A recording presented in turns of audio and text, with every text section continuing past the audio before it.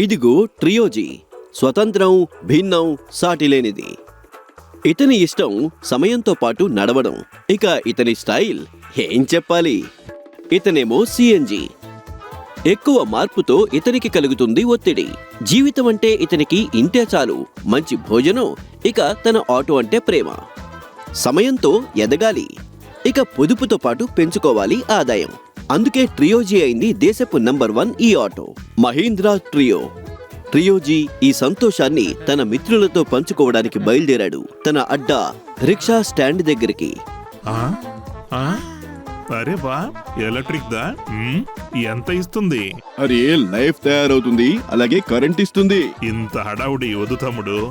ఇకపై నువ్వు పోరాడాలి, ఈఎంఐ పోరాటం.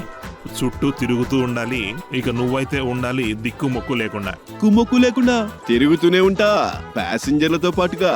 ఎందుకో తెలుసా, ట్రియోతో అవుతుంది నా ఈఎంఐ ఎక్స్ట్రా మంత్లీ ఇన్కమ్. ఎలాగా? తెలుసుకోండి తరువాతి ఎపిసోడ్లో.